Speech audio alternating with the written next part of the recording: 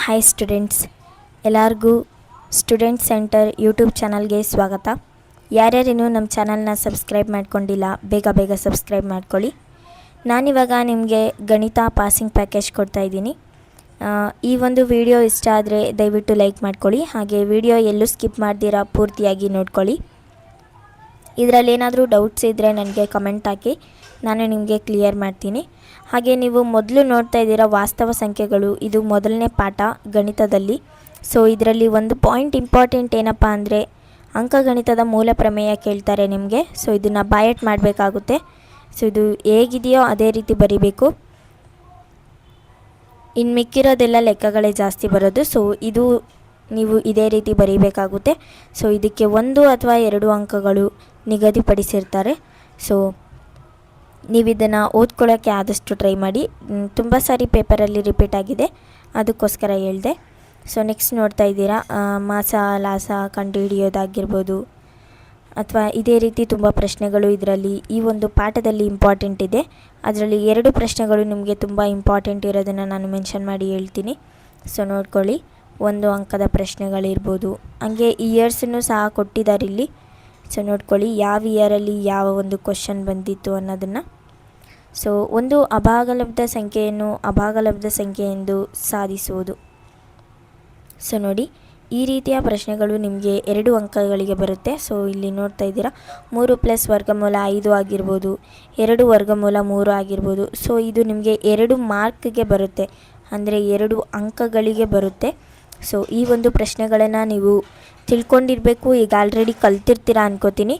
ನಾನೇನು ಕಲಿತೇ ಇಲ್ಲ ಅನ್ನೋದಾದರೆ ನೀವು ಇವಾಗ ತಾನೇ ಸ್ಟಾರ್ಟ್ ಮಾಡ್ತಿದ್ದೀರಾ ಅಂದರೆ ಬಾಯಟ್ ಮಾಡ್ಕೊಳ್ಳಿ. ಇದು ತುಂಬ ಕಷ್ಟ ಇದೆ ಲೆಕ್ಕಗಳು, ಈ ರೀತಿಯ ಒಂದು ಲೆಕ್ಕಗಳನ್ನು ಬಿಡಿಸೋದು.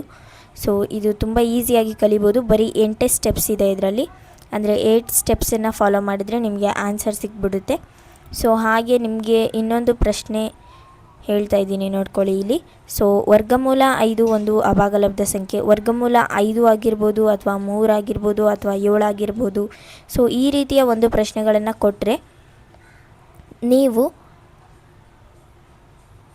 ಸೇಮ್ ಅದಕ್ಕೆ ಯಾವ ರೀತಿ ಬರಿತೀರೋ ಅದೇ ರೀತಿ ಸ್ವಲ್ಪ ಇದರಲ್ಲಿ ಡಿಫ್ರೆನ್ಸ್ ಇರುತ್ತೆ. ಅದರಲ್ಲಿ +5 ಅಥವಾ +4 +3 ಈ ರೀತಿಯ ಒಂದು ಕಂಟಿನ್ಯೂ ಇನ್ನೊಂದು ಸಂಖ್ಯೆ ಬಂದಿರುತ್ತೆ. ಬಟ್ ಇಲ್ಲಿ ಬರೀ ವರ್ಗಮೂಲ 5 ವರ್ಗಮೂಲ 3 ಈ ರೀತಿ ಬರೋದ್ರಿಂದ ಇದು ಸ್ವಲ್ಪ ಡಿಫ್ರೆಂಟ್ ಆಗಿರುತ್ತೆ ಅದಕ್ಕಿಂತ ಲೆಕ್ಕ.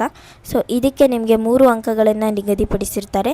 ಸೊ ಈ ಲೆಕ್ಕಕ್ಕೆ 3 ಅಂಕ, ಮೇಲಿನ ಲೆಕ್ಕಕ್ಕೆ 2 ಅಂಕ. ಸೊ ಈ ಪಾಠದಲ್ಲಿ ನೀವು ಏನು ನೋಡ್ಕೊಂಡಿಲ್ಲ ಅಂದರೂ ಇದನ್ನು ಮಾತ್ರ ಕನ್ಫರ್ಮ್ ಆಗಿ ನೋಡ್ಕೋಬೇಕು, ಯಾಕಂದರೆ ಕನ್ಫರ್ಮ್ ಪ್ರಶ್ನೆ ಇದರಲ್ಲಿ ಒಂದಂತೂ ಬಂದೇ ಬರುತ್ತೆ.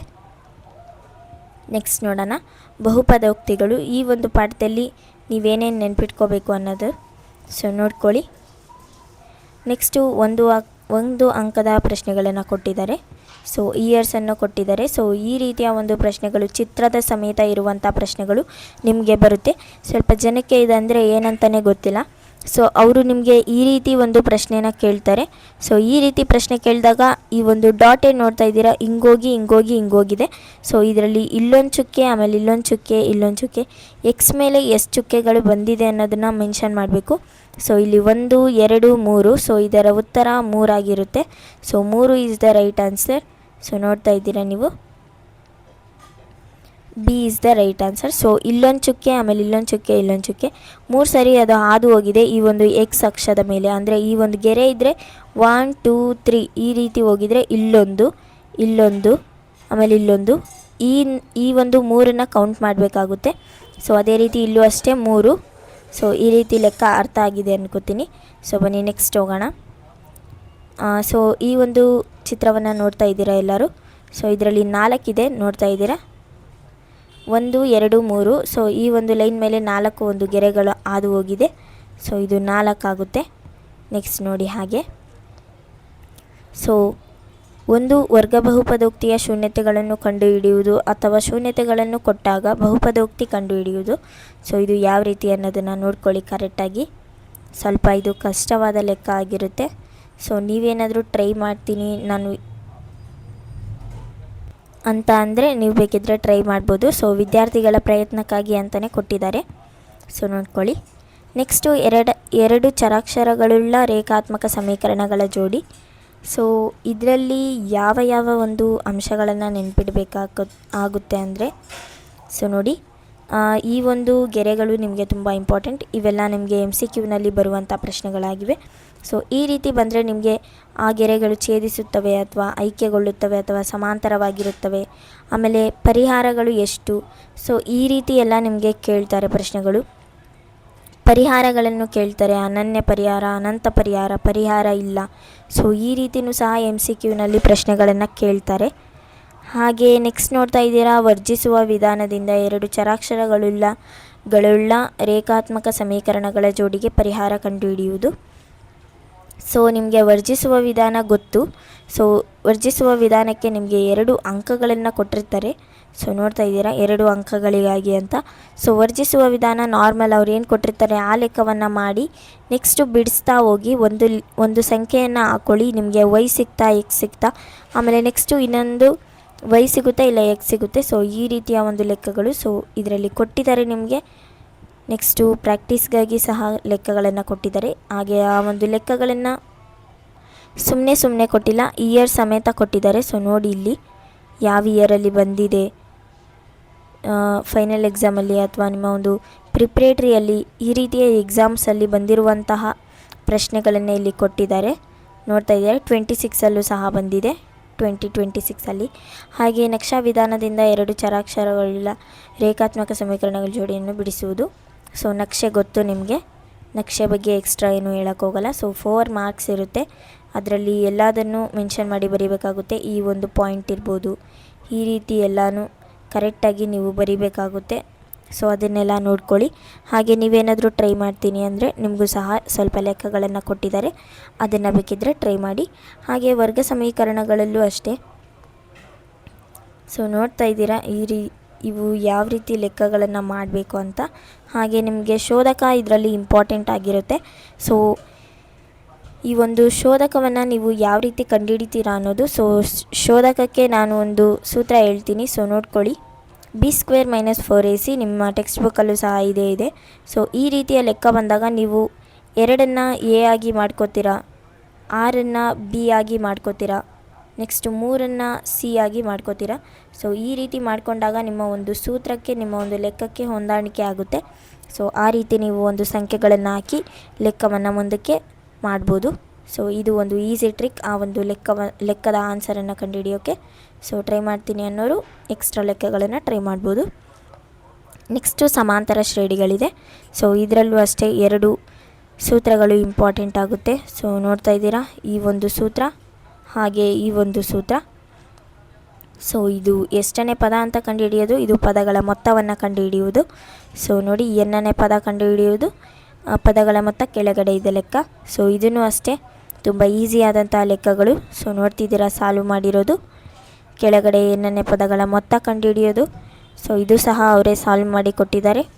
ಸೊ ನೋಡ್ಕೊಳ್ಳಿ, ಟ್ರೈ ಮಾಡ್ತೀನಿ ಅಂದರೆ ಟ್ರೈ ಮಾಡಿ, ನಿಮಗೆ ತುಂಬ ಯೂಸ್ಫುಲ್ ಆಗುತ್ತೆ ಇದರಿಂದ.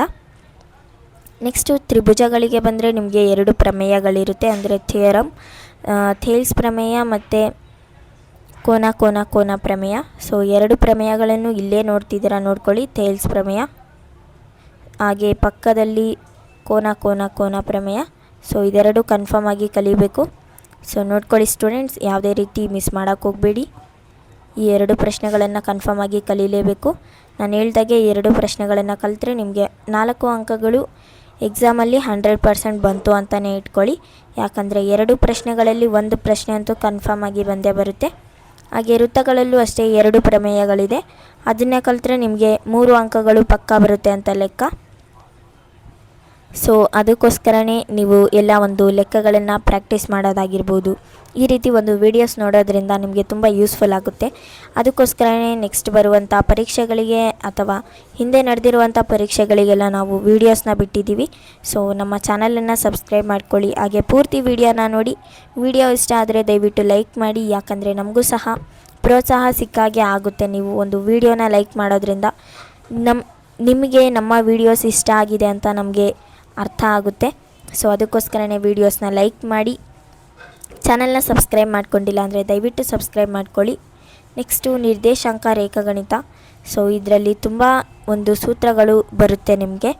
ಸೊ ಸೂತ್ರಗಳೆಲ್ಲ ಕನ್ಫ್ಯೂಸ್ ಆಗ್ದಿರ ಯಾವ ಲೆಕ್ಕಕ್ಕೆ ಯಾವ ಸೂತ್ರ ಹಾಕ್ಕೊಂಡು ಬರಿಬೇಕು ಅನ್ನೋದನ್ನು ಕಂಡಿಡ್ಕೊಂಡು ಚೆನ್ನಾಗಿ ಮಾಡಿ. ಹಾಗೆ ನೆಕ್ಸ್ಟು ತ್ರಿಕೋನಮಿತಿಯ ಪ್ರಸ್ತಾವನೆ. ಸೊ ಇದರಲ್ಲಿ ಸೈನ್ ಥೀಟಾ, ಕಾಸ್ ಥೀಟಾ ಇದರ ಮೇಲಿನ ಲೆಕ್ಕಗಳು ತುಂಬ ಬರುತ್ತೆ. ಸೊ ಈ ರೀತಿ ಎಲ್ಲ ಲೆಕ್ಕ ಬಂದಾಗ so sine theta, cos theta, tan theta, ಹಾಗೆ ಕಾಟು, ಸೀಕ್ಯಾಂಟು, ಕೊಸೆಕ್ಕು. ಸೊ ಈ ರೀತಿ ಎಲ್ಲ ಬಂದಾಗ ಅದನ್ನು ಅಪೋಸಿಟ್ ಏನು ಮಾಡಬೇಕು, ಪಾರ್ಶ್ವ ಬಾಹು, ಅಭಿಮುಖ ಬಾಹು, ಎಲ್ಲಿ ವಿಕರ್ಣ, ಸೊ ವಿಕರ್ಣ ಬರುತ್ತಾ ಅದರಲ್ಲಿ. ಸೊ ಈ ರೀತಿ ಎಲ್ಲ ಗೊತ್ತಿರಬೇಕು ನಿಮಗೆ, ನೋಡ್ಕೊಳ್ಳಿ. ಆ ರೀತಿಯ ಲೆಕ್ಕಗಳನ್ನು ಸಹ ಕೊಡ್ತಾರೆ. ಸೊ ನೋಡ್ತಾ ಇದ್ದೀರಾ ಇಲ್ಲಿ ಕೊಟ್ಟಿದ್ದಾರೆ. ಸೊ 2 ಲೆಕ್ಕಗಳು. ಸೊ ನೋಡ್ತಾ ಇದ್ದೀರಾ ಯಾವುದಕ್ಕೆ ಏನು ಬರುತ್ತೆ, ಯಾವುದಕ್ಕೆ ಏನು ಬರುತ್ತೆ ಅಂತ. ಸೊ ಈ ರೀತಿ ಎಲ್ಲ ಎಕ್ಸ್ಪ್ಲನೇಷನ್ ಬೇರೆ ಯಾವ ಚಾನಲಲ್ಲೂ ಸಿಗೋಲ್ಲ, ನಮ್ಮ ಚಾನಲಲ್ಲಿ ಮಾತ್ರನೇ ಸಿಗೋದು. ಅದಕ್ಕೋಸ್ಕರನೇ ಈ ರೀತಿ ಮುಂತಾದ ವೀಡಿಯೋಸ್ ಬೇಕು ಅಂದರೂ ಸಹ ನಮ್ಮ ಒಂದು ಚಾನಲನ್ನು ಸಬ್ಸ್ಕ್ರೈಬ್ ಮಾಡ್ಕೊಳ್ಳಿ. ಇದೊಂದೇ ಎಕ್ಸಾಮ್ಗಲ್ಲ, ನಾವು ಪ್ರತಿ ಎಕ್ಸಾಮ್ಸಿಗೂ ಬಿಡ್ತಾನೇ ಬಂದಿದ್ದೀವಿ.